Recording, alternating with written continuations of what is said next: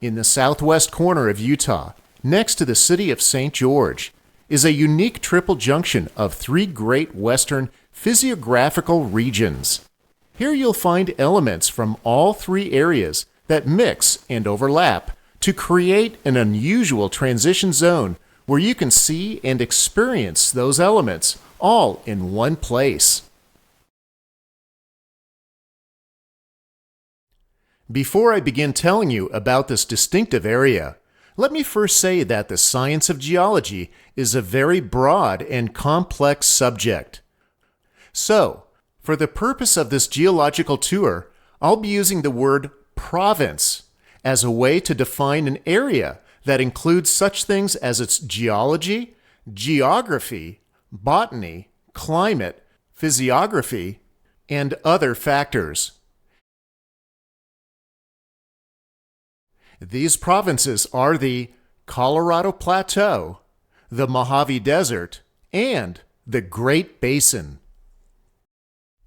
I'm going to show you some examples of all three of these provinces and how they look near this triple junction. You'll learn how to read the landscape and recognize what elements belong to what province. As an example, here's a Joshua tree of Mojave Desert fame, growing near some classic red Navajo sandstone from the Colorado Plateau, with sagebrush that is prominent in the Great Basin growing nearby. I'll explain and explore some of the elements commonly found in each of the three provinces and where you can find them all coexisting in the Triple Junction area. I'll also talk about how elements of one province, the Colorado Plateau, has influenced this entire Triple Junction area. I believe that understanding the elements of all three provinces will help you to better understand what you see today in Southwest Utah, and I hope that it will increase your appreciation for all the forces that were once at work here. So, sit back and enjoy the scenery as we explore this fascinating area together in this video tour.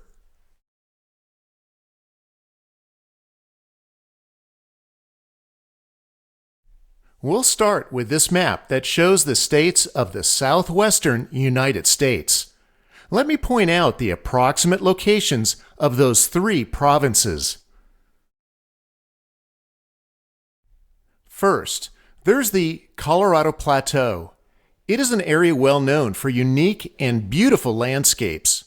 Colorado means colored red in Spanish, which certainly describes the most common color found in much of the rock making up this province's landscape. Second is the Mojave Desert. It is best known for the area it covers in California, but it also takes up small parts of Arizona, Nevada, and Utah. It is commonly referred to as a high desert and is recognized as the home of the iconic Joshua tree and desert tortoise. And third is the Great Basin. This province is aptly named because rain that falls here stays in one of the many valleys or basins and never flows to an ocean. It covers most of Nevada, along with chunks of Oregon, Idaho, Utah, and extreme eastern California. One thing to notice on the map is this: the location of the Hurricane Fault. It is the very western boundary of the Colorado Plateau and the very eastern boundaries for both the Great Basin and the Mojave Desert. The Hurricane Fault plays a vital role in the sites that you see in this Triple Junction area. Incidentally, in the St. George area, the name hurricane is actually pronounced hurricane.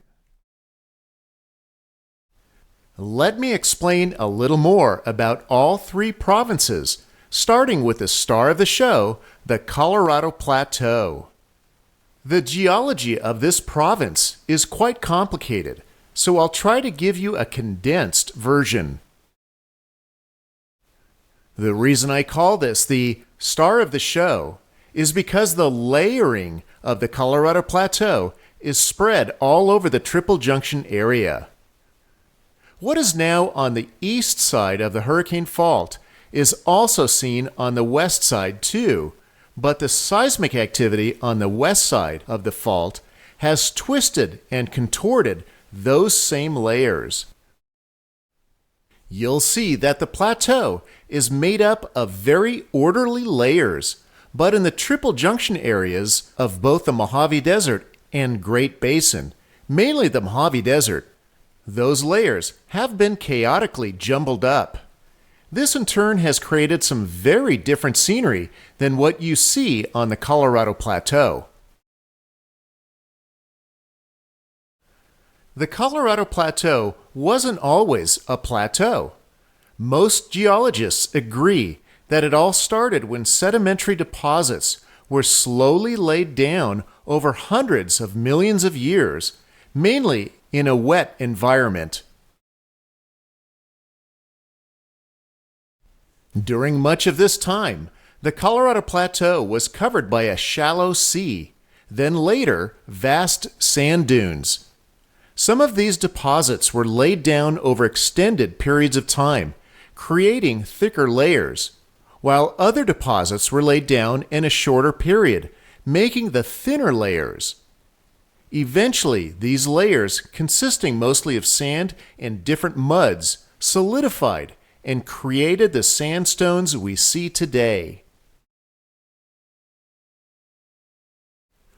When you look at those layers around the Triple Junction, mainly on the Colorado Plateau side, think of the layers you see when you slice open an onion. Each of those striped layers on the hillsides are a snapshot in time from Earth's geologic history. Although this process of horizontal layering is not unique, it is unusual for the deposits to have stayed so intact. A long period of time, millions of years, has gone by since these various layers were deposited, and in most other places on Earth, they have since been twisted and deformed, but not here on the Colorado Plateau.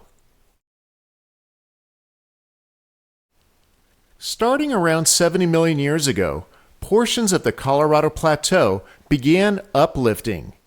About 20 million years ago, it truly began life as an actual plateau as the uplift accelerated.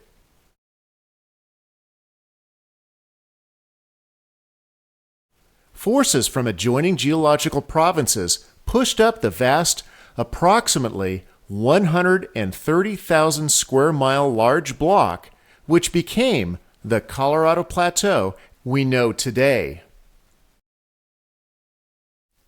Amazingly, the plateau was pushed up in a relatively short period of time geologically. In some places, it rose over 1.5 miles.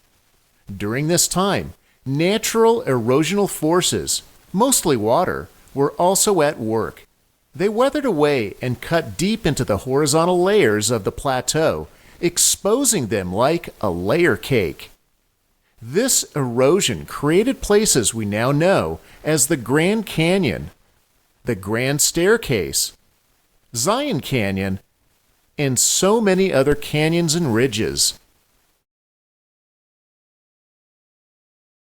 Today, we can go out and see the Grand Canyon, where the Colorado River gouged a trench into the plateau 1 mile deep, exposing those horizontal layers that were laid down so long ago. In Zion Canyon, the thickest layer in the Colorado Plateau is revealed. This is the Navajo Sandstone Formation, and its red and white vertical cliffs are found all over the plateau, such as Capitol Reef and the Lake Powell area, such as here at Rainbow Bridge. Later in this tour, I'll explain how that sandstone formation plays a part in what you see in the Triple Junction area. By the way, The word formation is what a geologist would call a layer. Capitol Reef National Park has many of those layers exposed, such as the Chinle, Wingate, and Kayenta formations. The water pocket fold is a unique rupture in the Earth's surface where several of these layers are uplifted and can be viewed in a unique way, such as here from Strike Valley Overlook along the Burr Trail.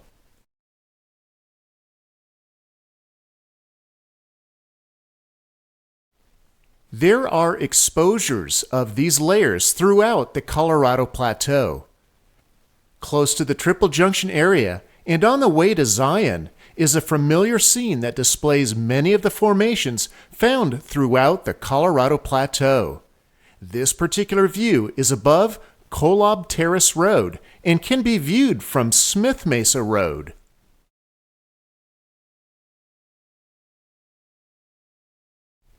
Here, starting from the bottom and going up, is the Moenkopi Formation, which was deposited starting around 250 million years ago. Moenkopi covers this area here with all of the striping. Here is another example of the Moenkopi Formation, which can be found on Hurricane Mesa. The Moenkopi is one of the most recognizable formations around the Triple Junction area. Many people say it looks like bacon, which I would agree with. Moenkopi is found on the side of many mesas just east of the Hurricane Fault, but is also found throughout the Colorado Plateau, such as here near the town of its namesake, Moenkopi, Arizona, in a place called Coal Mine Canyon. Next up is the Chinle Formation that was deposited between about 220 and 200 million years ago. Chinle is known for its colorful soils and outcroppings, such as seen here at the Pariah town site.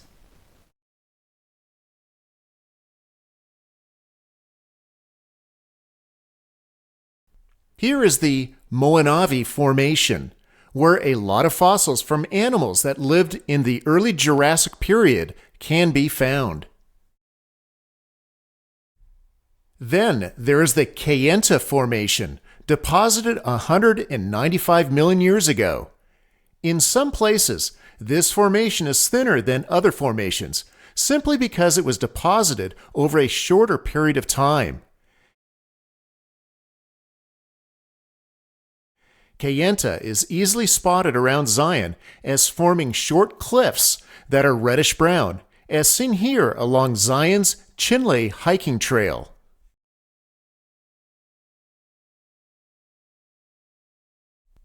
And above that is the most well-known of all the formations, the Navajo Sandstone.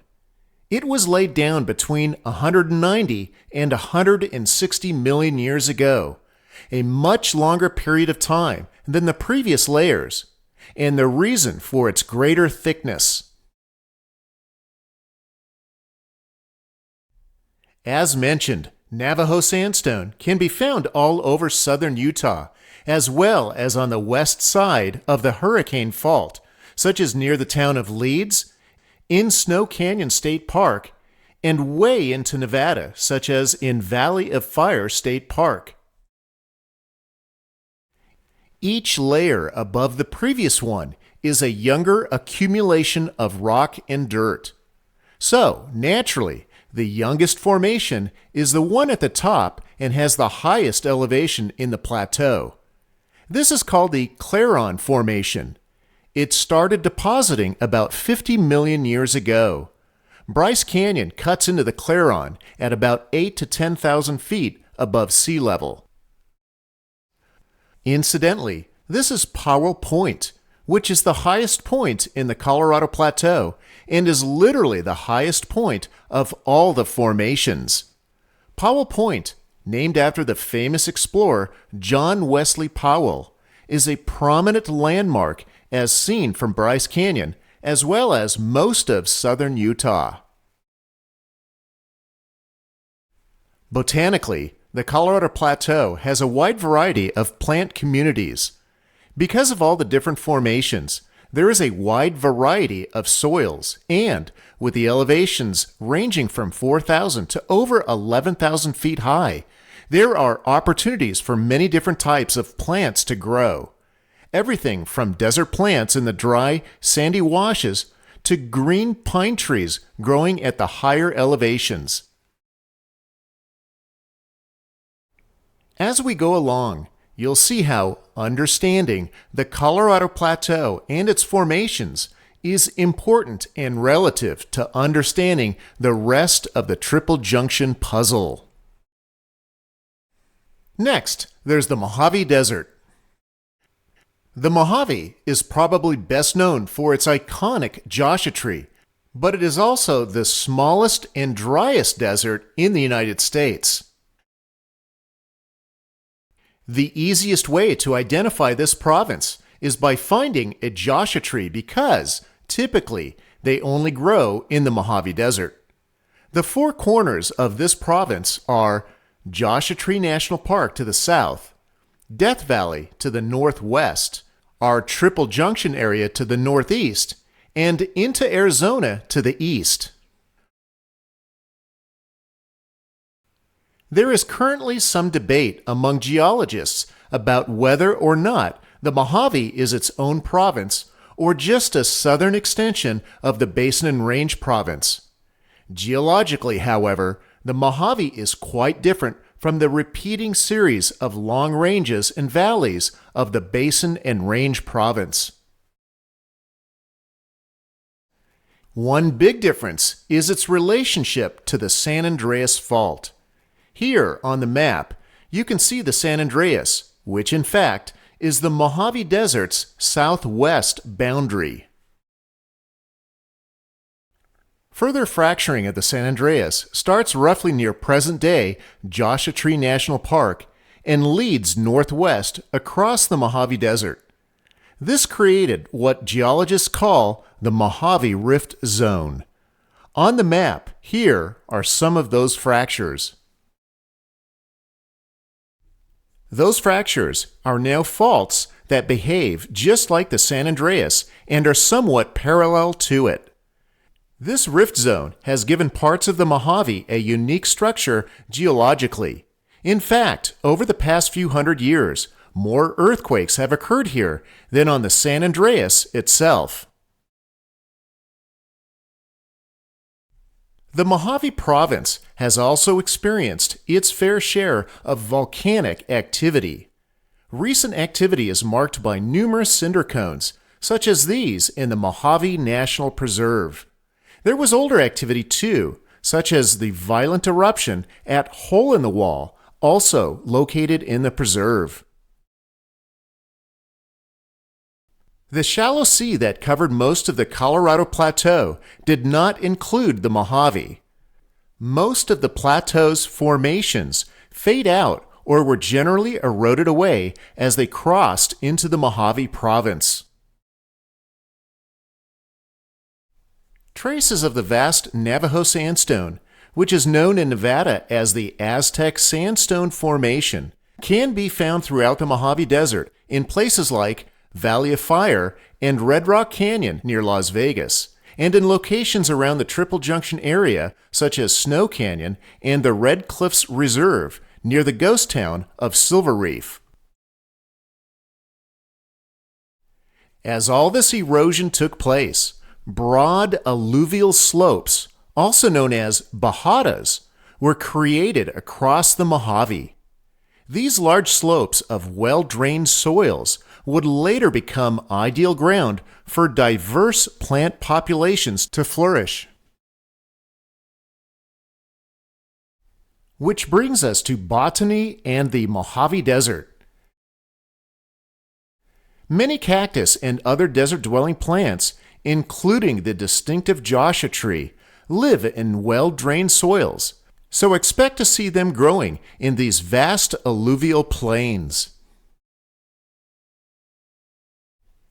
Because of all the erosion that takes place in this province, A lot of drainages, washes, or dry riverbeds are created. These features are relatively sandy with a wide variety of soil types. Desert plants indigenous to the Mojave thrive in these washes. The Mojave is considered a high desert, with elevations ranging from 2 to 8,000 feet and above. There are plants that live in the alkaline-rich soils of the lowest spots and pinyon pines and juniper trees that live at the highest elevations. Now, there's a reason why I'm telling you about this. Just wait for it, because now you need to know a little about the Great Basin before we can get to our Triple Junction area of Southwest Utah. Bear with me. All right, so here's some specifics about the Great Basin. This province stretches out west and north of the Triple Junction area. It covers western Utah, most of Nevada, and small portions of California, Idaho, and Oregon. There's also the much larger Basin and Range Province. The Great Basin and the Mojave Desert are part of the Basin and Range. Along with encompassing these two sub-provinces, it also covers other desert regions, south and east, into Arizona and Mexico, as you can see on this map. The Basin and Range Province is an area where mountains and valleys were typically formed and became what is known geologically as horsts and grabens. These formations were created by a geologic process where the Earth's crust was stretched through plate tectonics, which I'm not going to cover since it's a big subject. However, just know that typically a mountain or a range is a horst, and a valley or basin is a graben. The Great Basin Province, on the other hand, is a large region where water typically does not drain to the ocean. Instead, water drains to large inland lakes, also known as playas or dry lakes or basins. Examples of such large inland lakes that do not drain to the sea are the Great Salt Lake or Sevier Lake in Utah and Walker Lake in western Nevada.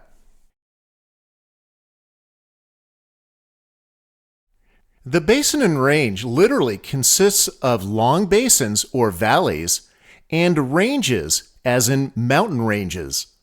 In the Great Basin, all of these basin and ranges run parallel to each other and trend almost north-south, as you can see in this topographic relief map of Nevada.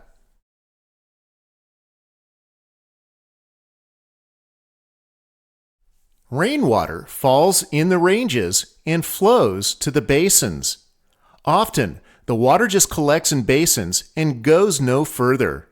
In other areas, the water flows into rivers, is carried to a larger basin, and flows into a large lake, then goes no further. In the Triple Junction area, however, most runoff flows into the Virgin River and will eventually get to the ocean.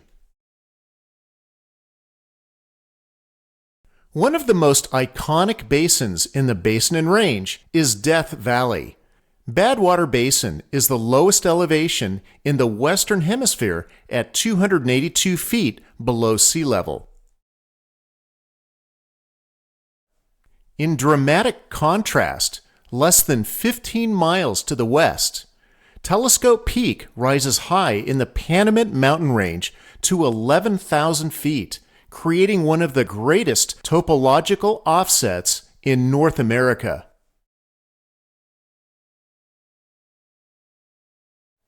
Botanically, one of the most common plants found in the Great Basin is the sagebrush, so naturally, sagebrush is common in the Triple Junction area.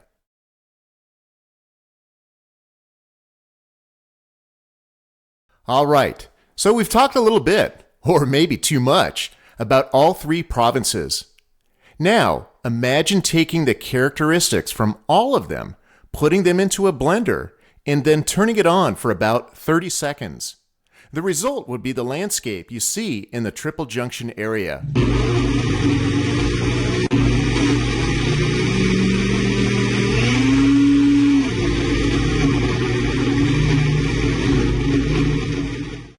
Remember the hurricane fault? Well, it actually saved the Colorado Plateau from being in that blender by separating it, cutting it off, from the geologic activity that was happening on the west side of the fault. That's why the layering is so obvious when you look east into the distance anywhere from the Triple Junction area.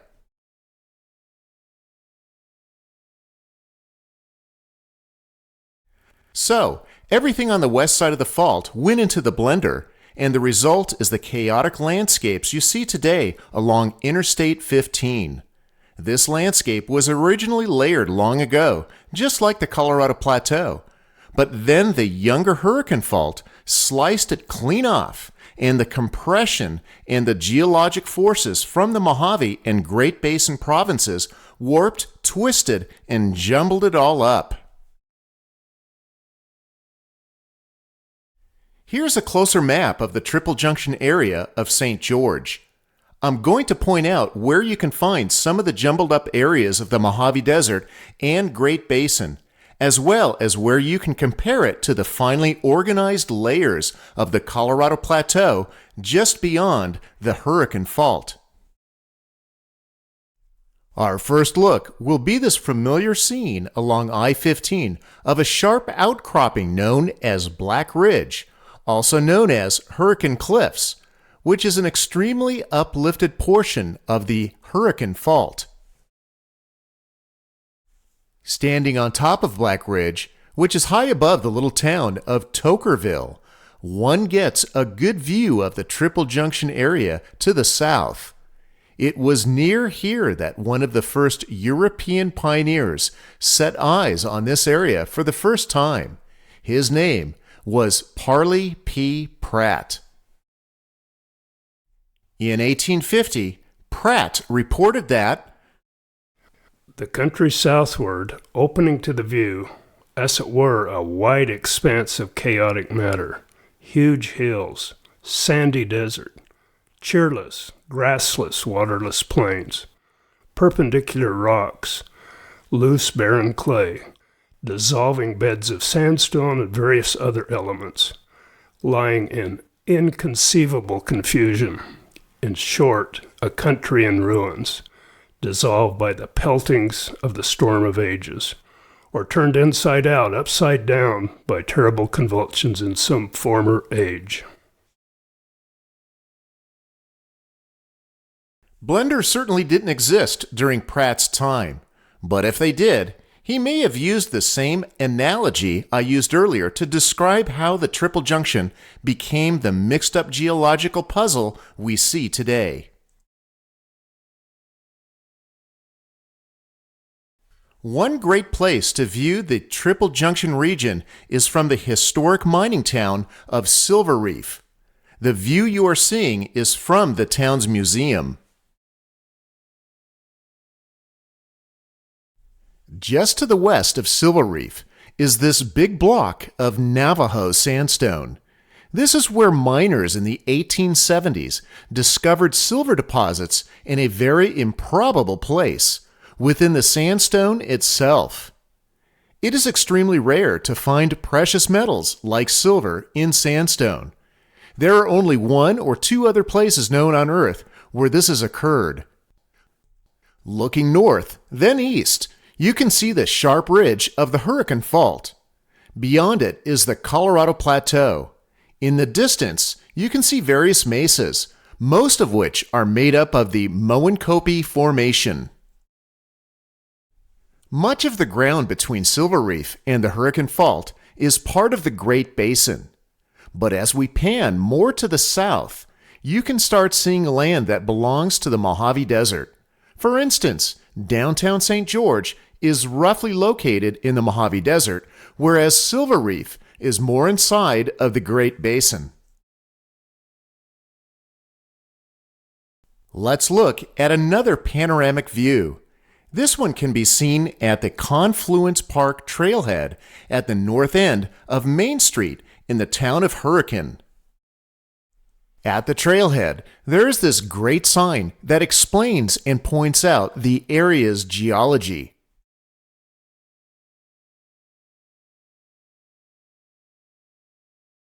From the trailhead, looking east to north, you can easily see this steep cliff known as a scarp, which is the Hurricane Fault. Just above it is Hurricane Mesa, where, again, you can easily make out the narrow layers that make up the Moenkopi Formation. These thin stripes are very obvious in most of the mesas around here. They are especially visible when driving from Hurricane to Zion National Park.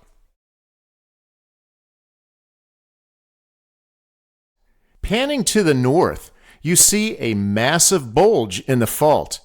This is where the Hurricane Fault was dramatically pushed up for some reason, possibly by what's called the Virgin Anticline.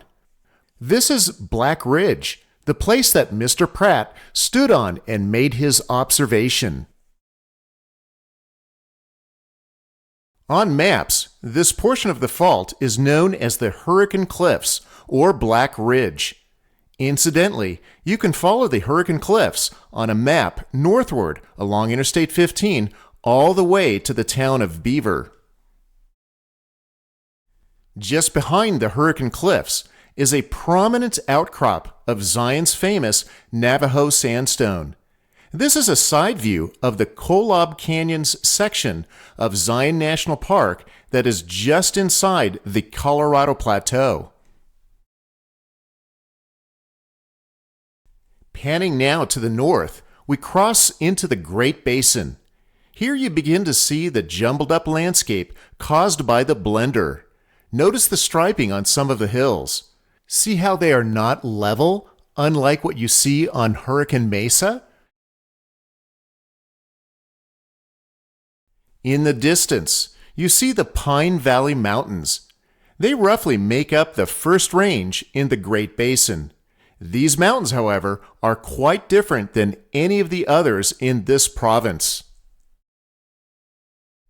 The Pine Valley Mountains were formed from the Pine Valley laccolith, which is an intrusion of magma that's been injected between the layers of sedimentary rock.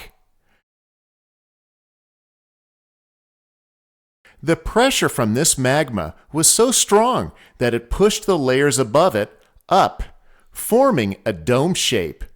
Think of it as a volcano that never got the chance to erupt. And even more special is that this laccolith is the largest in the United States and possibly the largest in the world. It's just one more exciting piece of the geologic puzzle that is the Triple Junction. To the far left is an area known as Babylon. Below, notice how this canyon, carved out by the Virgin River, cuts through volcanic basalts, which are ancient lava flows. This basalt has come from volcanic eruptions all along the Hurricane Fault for the past 1 to 2 million years. Lava oozed up to the surface through the fractures in the fault and erupted as small volcanoes called cinder cones. These cinder cones can be seen along the fault all the way south into the Grand Canyon.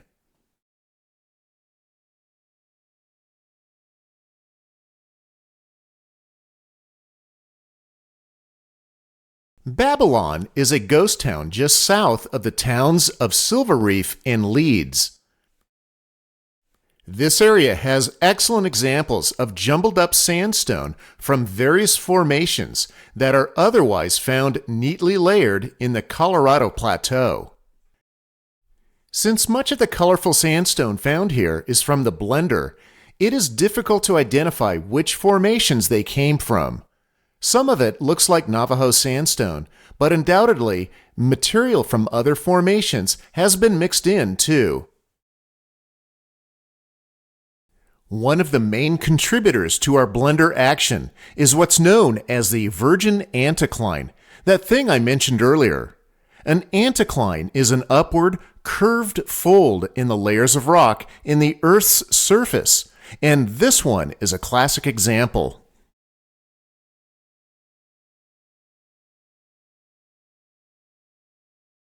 The Virgin Anticline was caused by geologic forces from the larger Basin and Range province as it crumpled up the Earth's crust when it pushed up against the Hurricane Fault and the large block of the Colorado Plateau behind it.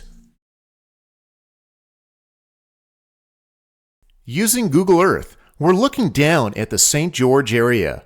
See this area here? This is the landscape the anticline left in the area. Let's now zoom in and look up the anticline towards the north.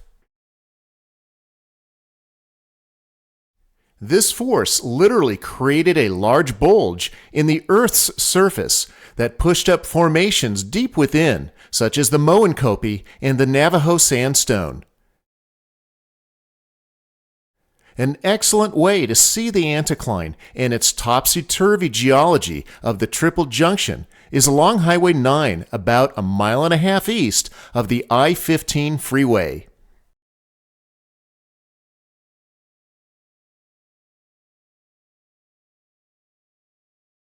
Here's an aerial view of the same area. Notice the pushed up or angled ridge here and the other one over here. The tops of these two ridges used to be connected like this. All of the rock and material from the center of the anticline has since eroded away, leaving these exposed layers for us to enjoy. And notice how this hillside along Highway 9 looks very similar to the side of Hurricane Mesa's Moenkopi Formation. That's because it is the same formation. The only difference is that here, it's at a much lower elevation than in Hurricane Mesa. That's because Hurricane Mesa was lifted up along with the rest of the Colorado Plateau, and this area wasn't.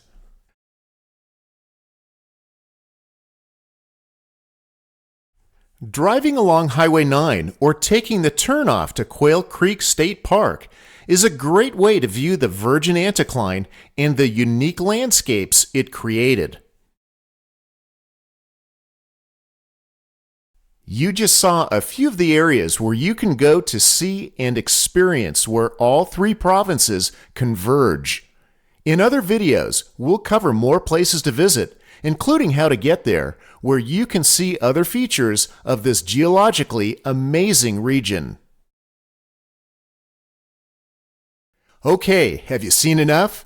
Hopefully after watching this video, you'll feel compelled to visit the Triple Junction area of Southwest Utah. When you arrive and are looking to learn more, a few places to visit include the BLM office in St. George, the Silver Reef Museum near Leeds, and/or the Dinosaur Discovery Center, also in St. George. And stay tuned to our blog or YouTube channel to watch for more video tours showcasing the remarkable landscapes and places to see where these three physiographic provinces join together. Thanks a lot for watching.